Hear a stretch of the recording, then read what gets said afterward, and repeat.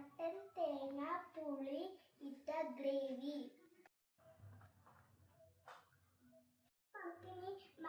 ഇനി ആദ്യം നമുക്കില്ലേ